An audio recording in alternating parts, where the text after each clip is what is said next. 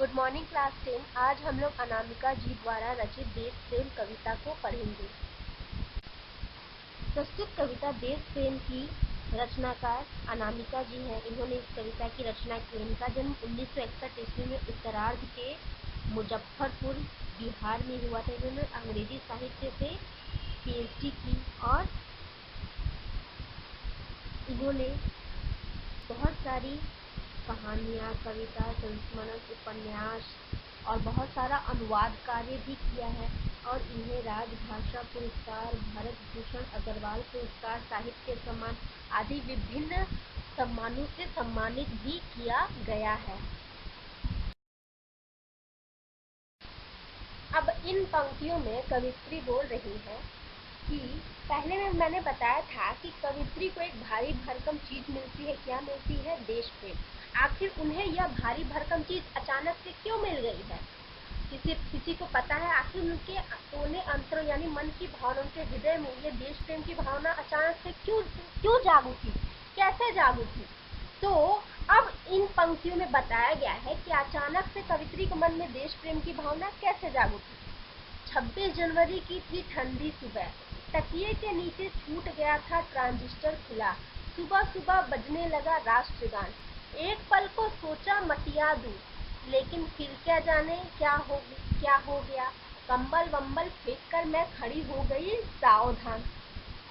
तो अब यहाँ पे पता चल रहा है कि कवित्री के मन में अचानक से देश प्रेम क्यों जाग उठा, क्योंकि वह दिन कौन सा था? 26 जनवरी का दिन था, जिस दिन हमारे देश में गणतंत्र स्थापित हुआ था। तो रात को रेडियो पर गाना सुनते सुनते यानी ट्रांजिस्टर पर गाना सुनते सुनते उनका ट्रांजिस्टर खुला रह गया था और उनका ट्रांजिस्टर कहाँ था? तकिए के नीचे था। तो 26 जनवरी की ठंडी ठंडी सुबह थी। 26 जनवरी होने के कारण सुबह सुबह रेडियो में राष्ट्रगान बजने लगा और फिर एक पल को सोचा कि मटिया दूं, फिर लेकिन जाने क्या हो गया। फिर कवित्री बोलती है कि ठंड में तो ऐसे ही इंसान को आलस आता है, तो वह सोचती है कि ट्रांजिस्टर यानी रेडियो को बंद करके सो जाऊं, लेकिन फिर न जाने कवित्री को क्या हो जाता है। वह कंबल वंबल फेंक के, अपने बिस्तर को फेंक के अचानक से खड़ी हो जाती है, क्योंकि हमारे अंदर आज के जमाने में देश प्रेम को अभिव्यक्त करने के लिए हम क्या करते हैं? जब भी कोई राष्ट्रगान बजता है, हम खड़े हो जाते हैं एकदम सावधान की अवस्था में। हमारे देश के प्रेम को अभिव्यक्त करने का यह एक ऐसा तरीका है जो सभी करते हैं। कवित्री भी तो एक साधारण इंसान है, इसीलिए वह भी सुबह सुबह जब बजने लगा तो उनके अंदर भी तो कोने अंतरों में उनको क्या मिला? देश प्रेम मिला। तो वह कैसे ट्रांजिस्टर को बंद करके, कैसे वो मटिया के सो सकती है? इसलिए वह कंबल वंबल फेंक के खड़ी हो जाती, क्योंकि उनका देश प्रेम भी मन के कोने अंतरों से जाग उठा है। अजब चीज है प्रेम भी, मुंह को लगी छूटती ही नहीं। वर्षों पहले यूं ही झटके से सीट छोड़कर खड़े हो जाते थे हम सब सिनेमा घरों में। अब कवित्री यहाँ पे बता रही है कि जनगण मन सुन के खड़े होने की आदत जो है उनको कहाँ से लगी। तो वो बोल रही है कि अजब चीज है प्रेम भी, मतलब प्रेम भी एक ऐसी चीज है, जब एक बार किसी से हमें प्रेम हो जाए, चाहे वो कोई मनुष्य हो या फिर कोई चाहे चीज हो, एक बार उससे प्रेम हो जाए तो वह जल्दी छूटती नहीं है, छोड़े नहीं छूटते, क्योंकि हमारी भावना उसके साथ जुड़ जाती है।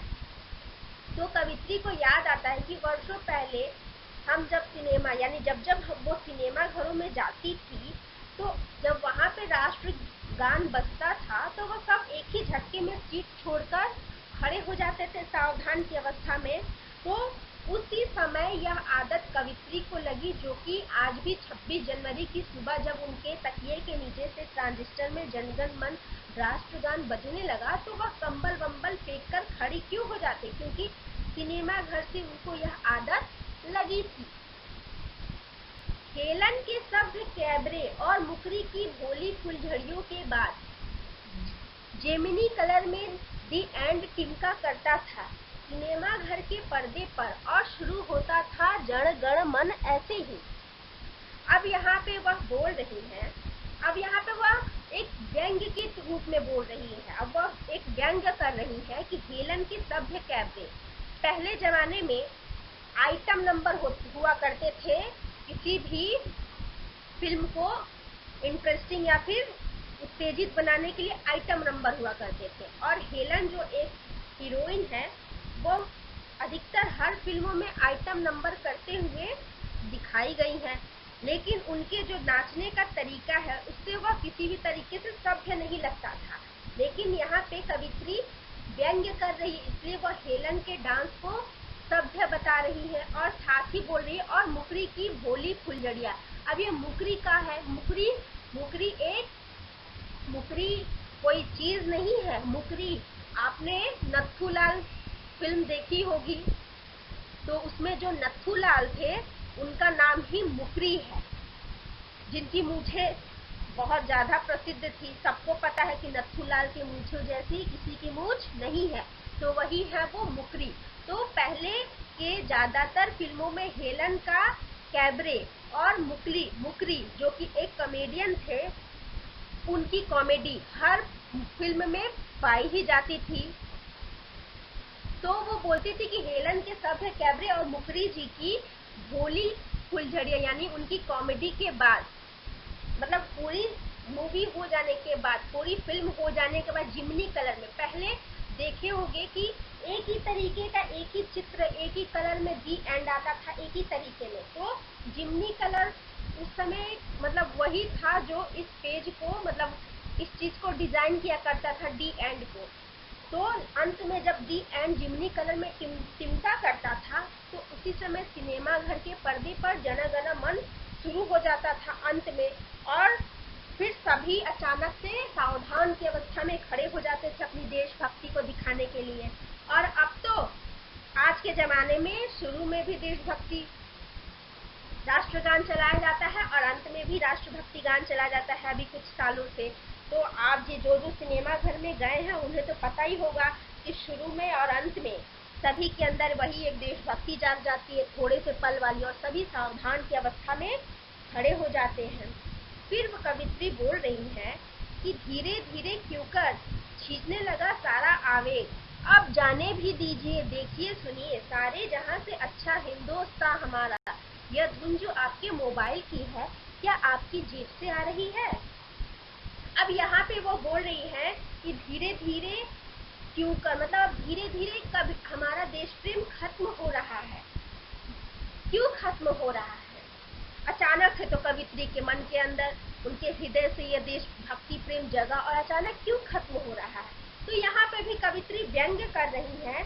यह देश प्रेम कितनी देर का होता है? यह देश प्रेम हमारे लिए सिर्फ 24 घंटे का होता है, साल में 2 बार 24 घंटे का, यानी एक 26 जनवरी को और एक 15 अगस्त को। इन्हीं 2 दिनों के लिए हमारा देश प्रेम जागता है और फिर न जाने कहाँ खो जाता है, और फिर कभी कभार जगता भी है तो वह कहाँ जगता है? सिनेमा घरों में। वह बोल रही है कि अब छोड़िए, जाने भी दीजिए और देखिए सुनिए। अब वो बोल रही है कि सारे जहां से अच्छा हिंदुस्तान हमारा। अब पहले जैसे भारी भरकम देशभक्ति की चीजें तो की नहीं जाती है। आजकल लोग देशभक्ति के नाम पे सिनेमा घरों में जन गण मन के राष्ट्रगान पे खड़े हो जाते हैं, और कभी कभी ज्यादा हुआ तो अपने मोबाइल के रिंगटोन में सारे जहां से अच्छा एक मोबाइल का रिंगटोन लगा लेते हैं। तो जो धुन बजती है उनके लिए देशभक्ति को दिखाने का बस एक यही तरीका, और कुछ नहीं, सिर्फ खड़े हो जाना और व्हाट्सएप का स्टेटस लगा देना, और व्हाट्सएप का प्रोफाइल पिक्चर में देश का झंडा लगा देना, और ज्यादा हुआ तो मोबाइल का रिंगटोन चेंज करना।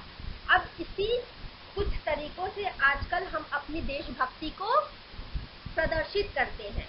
और जैसे ही 15 अगस्त और 26 जनवरी 24 घंटे का अंतराल खत्म हुआ, वह देश प्रेम खत्म हो गया। जिस झंडे को खरीदकर हम पूरे दिन अपने सजाए रखे अपने घर में, दूसरे दिन वही झंडा फटी अवस्था में कूड़े कचरे के पास मिलता है।